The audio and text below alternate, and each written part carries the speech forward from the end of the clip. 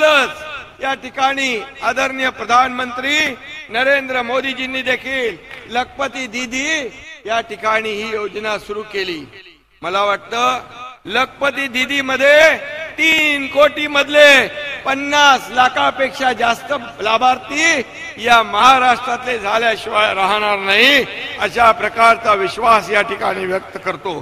खरं म्हणजे आज 9 ठिकाणी हा कार्यक्रम झालाय।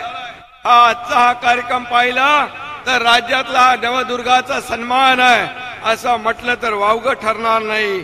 आणि म्हणून मी आपल्याला एवढं सांगतो की मला काही लोकांनी सांगितलं की आम्ही आता महिला लाडकी बहीण आपण केलंय, तुमच्या मुलांचाही विषय घ्या आणि लाडका भाऊ देखील आपण घेतला। एका घरामध्ये 12वी डिप्लोमा डिग्री असेल तर त्याला देखील आपण प्रशिक्षण भत्ता देण्याचा निर्णय घेतलेला आहे। म्हणजे एका घरात आपण मुलगी शिकणारी असेल, तिला डॉक्टर इंजिनियर वकील बनायचं असेल, तुम्हाला मी सांगतो सरकार संवेदनशील किती आहे। सरकारने जेव्हा सरकारला एक बातमी कळाली की एका मुलीने आत्महत्या केली, आत्महत्या केल्यानंतर ती बातमी मी पाहिली स्वतः। माझ्या दोन्ही उपमुख्यमंत्र्यांशी माझी चर्चा झाली, चंद्रकांत दादा पाटील मंत्री यांच्याशी चर्चा झाली आणि त्यामध्ये मुलीने आत्महत्या का केली तर 50% फी जी आहे ते पालक आणि आपल्या पालकांवर आपला भार बोजा नको म्हणून त्या मुलीने आत्महत्या केली।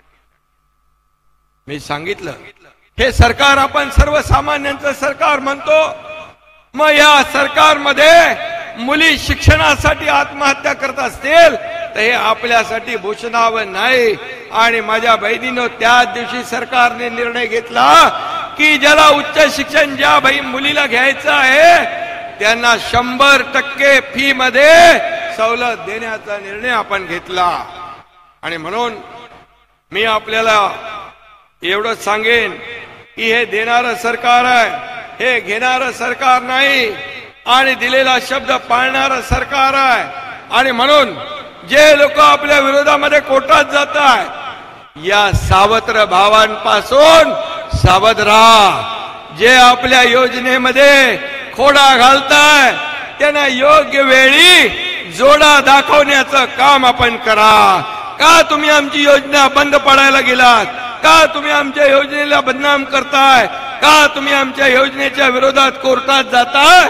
त्यांना विचारण्याची आवश्यकता आहे। आणि इकडे विरोध करायचा आणि तिकडे बोर्ड लावायचे आणि त्याचं श्रेय घेण्याचं काम करायचं, असं दुटप्पी भूमिका जे लोक घेत आहेत त्यांना आपण बिलकुल लक्षात ठेवा। आणि त्याचबरोबर एक जे काय आता महिलांना म्हणाले मुख्यमंत्री माझी लाडकी बहीण योजना दिली, आता आम्ही सुरक्षित बहीण देखील देणार। माझ्या बहिणींवर, माझ्या आया बहिणींवर, माझ्या मुली बाळींवर कोणी अत्याचार अन्याय करेल तर त्याला काय दिलं पाहिजे? त्याला फाशीची सजा झाली पाहिजे। हे सरकार कोर्टामध्ये न्यायालयामध्ये मागणी करणार। गुन्हेगाराला माफी, गुन्हेगाराला माफी आणि चुकीला माफी, ही तुमची भूमिका, ती सरकारची भूमिका।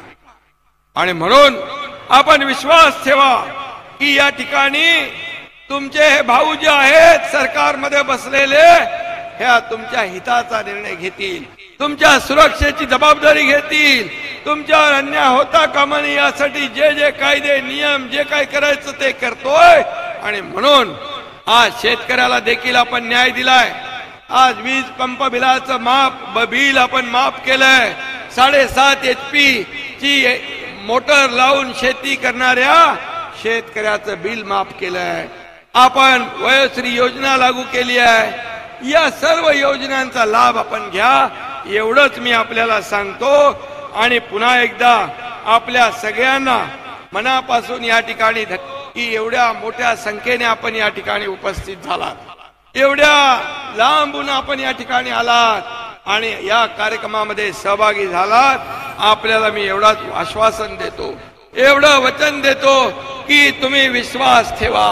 ही योजना फक्त रक्षाबंधन आणि भाऊबीजे पुरती मर्यादित नाही, ही योजना कायम सुरू राहणार, कारण आपल्या आशीर्वादाने गेल्या 2 वर्षामध्ये या सरकार महायुतीने केलेलं काम जे आहे, एकीकडे विकास आपण साधलाय, रस्ते केले, मेट्रो केली, आपण मोठमोठे प्रकल्प राबवले, समृद्धी हायवे केला, आज या महाराष्ट्रामध्ये अनेक प्रकल्प सुरू आहे आणि एकीकडे विकास आणि दुसरीकडे कल्याणकारी योजना, विकास आणि कल्याण याची सांगड घालण्याचा प्रयत्न आपण केलेला आहे आणि म्हणून जे काम 2 वर्षात आपण 2.25 वर्षात केलंय आपण नक्कीच लक्षात ठेवाल आणि या कामाची पोचपावती येणाऱ्या विधानसभेच्या निवडणुकीमध्ये महायुतीच्या पाठीशी आपले आशीर्वाद ठेवा एवढंच विनंती आपल्याला करतो आणि पुन्हा एकदा आपल्या सगळ्यांना